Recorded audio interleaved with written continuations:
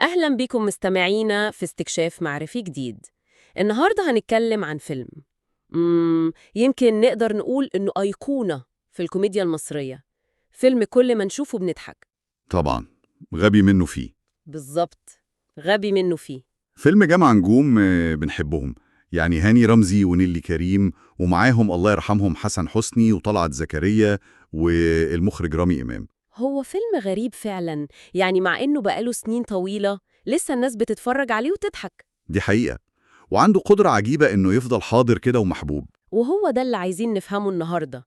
معانا شوية قراءات نقدية وتحليلات بتحاول تفك اللغز ده. إزاي فيلم قصته يعني لو بصينا لها بسيطة قوي وشخصياته ممكن تبان نمطية، إزاي لسه عايش معانا كده؟ سؤال مهم، هو إيه السر اللي بيخلي جمهور متعلق بيه للدرجة دي؟ خلينا الأول نفتكر بسرعة كده القصة كانت إيه؟ القصة طبعا بتدور حوالين سلطان، الشخصية اللي هاني رمزي عملها ببراعة الصراحة.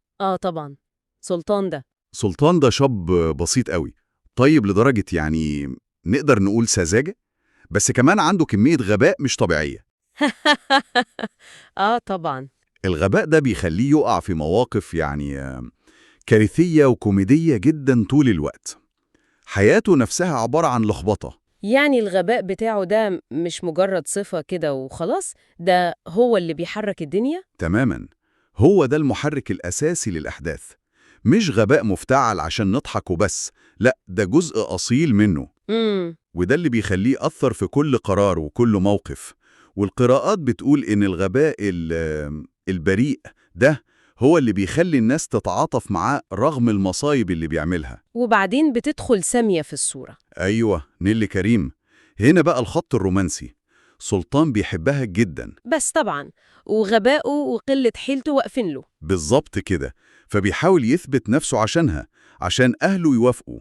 والمحاولات دي في حد ذاتها بتبقى مصدر تاني للضحك. رحلة البحث عن شغل دي بالذات. هي دي.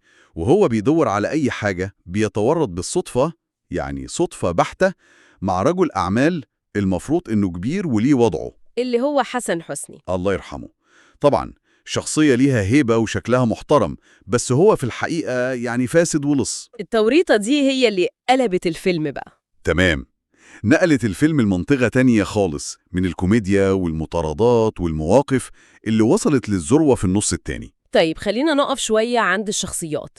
التحليلات بتقول إنها أساس النجاح. سلطان نفسه بيوتصف بإنه الغبي الطيب. إزاي التركيبة دي؟ الوصف ده دقيق جدا بصراحة. هو فيه النقيضين دول، غباء فظيع بيخليه يعمل حاجات ما تتصدقش، وفي نفس الوقت طيبة قلب ونية صافية بتخليكي غصب عنك تتعاطفي معاه.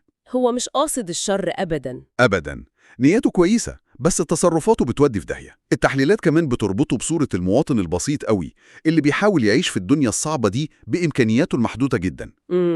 فبيكتسب تعاطف الناس حتى لو بيتأذوا منه. بالظبط، حتى وهم بيعانوا من تصرفاته. لفت نظري إن القراءات بتقول إن الغباء ده أساس كوميديا الموقف. ممكن توضح النقطة دي أكتر؟ أكيد، كوميديا الموقف زي ما المصادر بتقول هي الضحك اللي بيطلع من الموقف نفسه، من تفاعل الشخصيات جواه بشكل غير متوقع أو غريب بسبب صفاتهم. مش مجرد كلمة بتتقال يعني. لا خالص. في حالة سلطان، غباؤه هو اللي بيحط الناس التانية في مواقف صعبة جدا أو محرجة، وردود أفعالهم على تصرفاته اللي ملهاش أي منطق دي هي اللي بتولد الضحك. السلسلة كلها، الموقف كله على بعضه هو اللي بيضحك. بالظبط، مش إفيهات كلامية وخلاص، لا دي مواقف مبنية على شخصيته دي.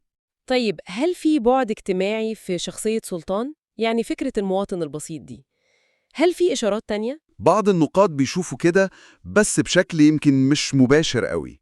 زي إيه مثلاً؟ يعني مثلا سهولة استغلال سلطان من شخصية زي شخصية حسن حسني، ده ممكن يتشاف كانتقاد لفكرة استغلال طيبة الناس البسيطة دي.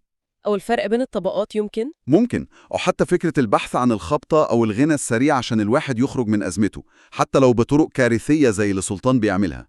بس ده مش الهدف الأساسي للفيلم؟ لا، التحليلات بتؤكد إن ده كله متغلف بالكوميديا الخفيفة، والهدف الأول والأخير هو الضحك.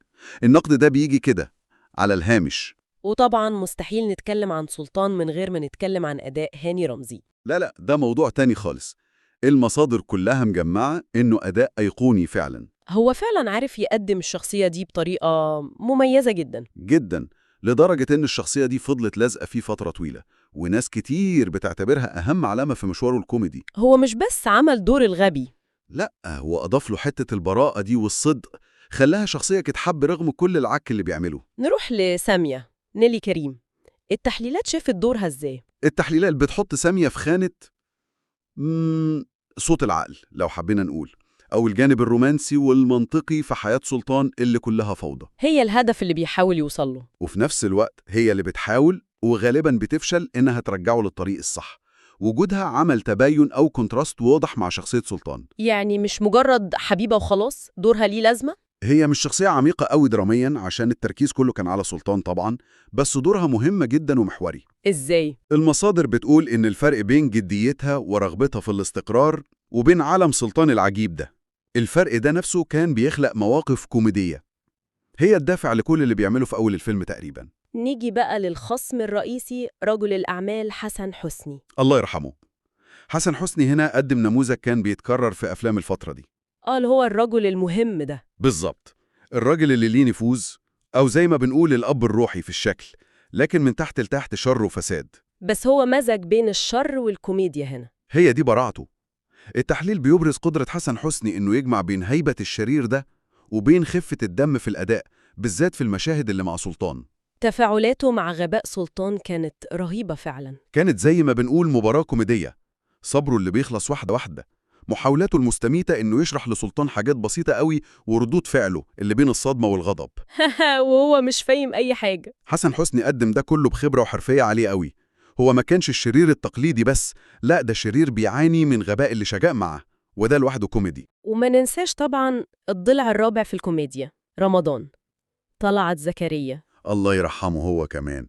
طلعت زكريا قدم دور الصديق المساعد السنيد الكلاسيكي ده، بس بلمسته هو بقى. هو مش بس صاحبه الوفي. لا طبعا، ده شريكه في المصايب أصلا. ساعات هو اللي بيقترح الأفكار العبقرية الغبية دي. أيوه. التحليلات بتقول إن الثنائية بينه وبين هاني رمزي كانت ناجحة جدا، وعملت كيمياء حلوة قوي في الفيلم. وجوده كان مهم. طبعا، كسر حدة مواقف كتير وزود جرعة الضحك الصافي. طيب بعد ما فصلنا الشخصيات كده، إيه هي نقاط القوة الأساسية اللي حلت الفيلم ده ينجح ويستمر؟ النقطة الأهم زي ما قلنا هي اعتماده الناجح قوي على كوميديا الموقف، الضحك اللي جاي من الشخصيات نفسها وتصرفاتها الطبيعية، طبعا جوه منطق الفيلم الكوميدي. يعني مش نكت بتترمي. لا، دي مواقف بتتبني وبتترابط وبتعتمد على سوء الفهم والسذاجة وردود الأفعال. التحليلات بتقول إن النوع ده من الكوميديا بيعيش أكتر وبيبقى أحلى في إعادة المشاهدة. منطقي فعلا، عشان الموقف نفسه هو اللي بيضحك، مش كلمة وخلاص. إيه تاني؟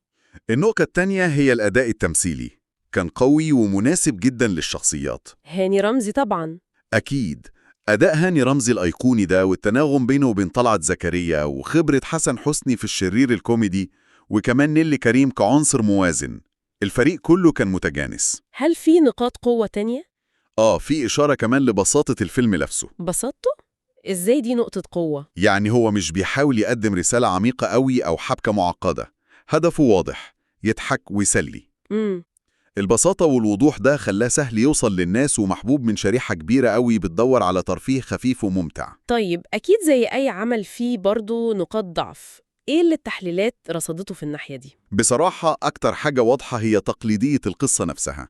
الحبكة. أيوة، يعني قصة الشاب الفقير اللي بيحب بنت الأكابر وعايز يثبت نفسه فيتورط مع عصابة وفي الآخر يتجوزها، دي حبكة شفناها مليون مرة. مستهلكة جدا. جدا، مفيش أي جديد أو مفاجأة على مستوى القصة نفسها. وده معناه إن النهاية كمان كانت متوقعة طبعا، ما فيهاش كلام.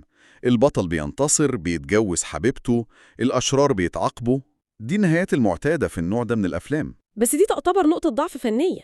أكيد، للي بيدور على الأصالة والابتكار دي تعتبر نقطة ضعف واضحة. في حاجة تانية اتقالت؟ بعض القراءات وقفت عند حتة الأوفر كوميدي. يعني إيه؟ المبالغة؟ بالظبط، المبالغة الكوميدية في بعض المشاهد. يعني في لحظات ممكن ناس تشوفها عدت حدود المنطق حتى جوه عالم الفيلم الكوميدي، وبقت مفتعلة شوية عشان الضحك وخلاص. بس دي ممكن تكون مسألة أذواق. هي فعلا بتخضع للذوق الشخصي بشكل كبير. في ناس بتحب النوع ده من الكوميديا وفي ناس لأ. فهمت. طيب، في ضوء كل ده، تقييم الفيلم بشكل عام كان إيه في المصادر دي؟ المصادر اللي فيها تقييم رقمي واضح إنها ادت وزن كبير للكوميديا والأداء.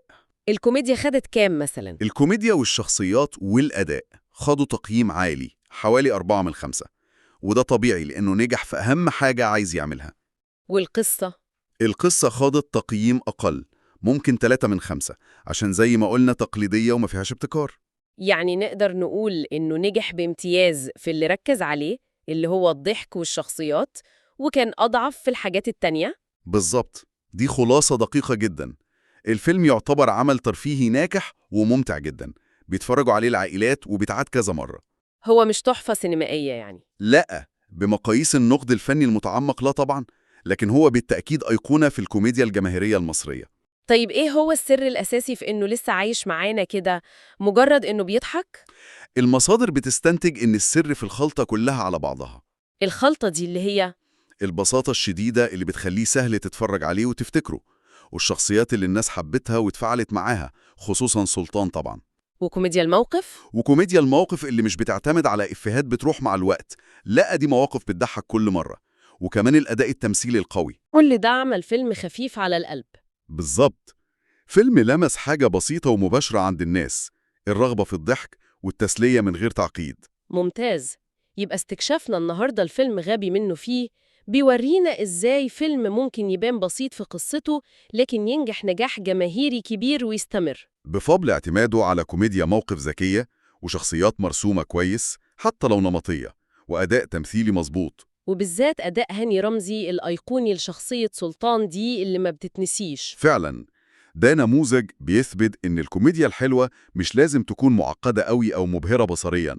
ممكن قوتها تكون في بساطتها وفي الشخصيات والمواقف اللي بتفضل في الذاكرة. وده بيخلينا نفكر في سؤال: إيه اللي بيخلي النوع ده من الكوميديا البسيطة اللي معتمد على الشخصيات والمواقف الطريفة والبريئة دي، إيه اللي بيديها القوة دي إنها تفضل عايشة ومحبوبة سنين طويلة؟ يمكن أكثر من أفلام تانية ممكن تكون قصتها أقوى أو إنتاجها أضخم. أو ممكن نسأل سؤال تاني عن الشخصيات نفسها: إيه سر جاذبية شخصية الغبي الطيب أو الساذج البريء دي في ثقافتنا عموماً؟ ليه بنتعاطف معاهم ونضحك عليهم كده؟ هل بندور على براءة معينة؟ ولا هي مجرد تركيبة كوميدية مضمونة وخلاص؟ نقطة تستحق نفكر فيها فعلاً.